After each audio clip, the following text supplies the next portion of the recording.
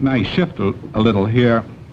One of the questions in our minds here has been that about the future of China and its relationship to Southeast Asia.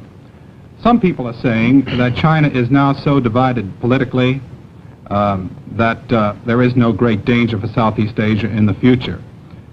Speaking as a Chinese who understands China, can you make an estimate or a guess as to the future of China? Do you think in the near future it will become again a unified country, a strongly unified country that might represent some kind of a danger to Southeast Asia?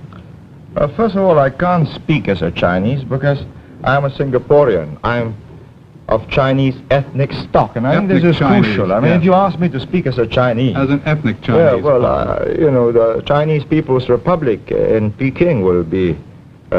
I think quite rightfully indignant, and so will the other aspirant in Taipei. But speaking as a Singaporean, with some of the built-in memory programming of the Chinese people, I would say that if you believe that the Chinese people will just splinter up into so many warlord communist committees, each governing a province or even part of a province, then you will make one of the gravest mistakes about Asia. I think I've traveled around the world often, and you know, people don't know that I come from Singapore, and they treat me as a Chinese or as a Chinaman in the old days, as they used to call them. And they used to say, Chiang Kai-shek, you know, in the middle 40s, and nowadays, of course, Mao Zedong. I'd say that they are determined as a people to unify and build a modern, powerful, wealthy Chinese nation. And I say good luck to them. And I think the moment they get prosperous, good luck to me, because I'll be much safer. I don't believe, however, you know, the simple theory that they're just going to send their armies across and eat up Southeast Asia. It's too simple. And it's too simple for you, for the Americans, and for us, because then it's naked aggression. The whole of South Asia will gel together and meet an incoming invader. But they've got this make-it-yourself kind of revolution. Wars of national liberation. You know, here's the text. We've got an instructor. He'll teach you how to organize, and we'll slip you a few guns and more if necessary. And if it gets more difficult, well, surface-to-air missiles. Prime Minister, what's the effect in Asia of demonstrations such as we had yesterday in Washington? Well, you know, I get a lot of demonstrations in Singapore, and my students are quite a rambunctious and spirited lot.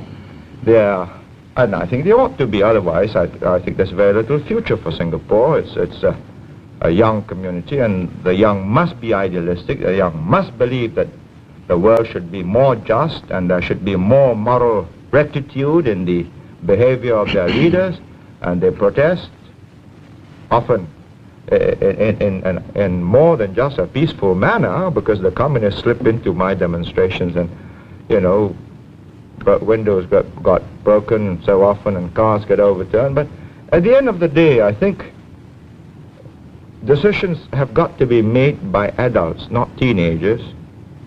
But it's got to be made in such a way that when the teenagers become adults and they look back on these decisions, they would be proud of the generation that went before them. Well, let me ask you only have 2 million in your population, I understand, but if you put a small token force into the field to assist in the work that is being done over there against what we call aggression from the North, wouldn't that help the United States to resolve this issue?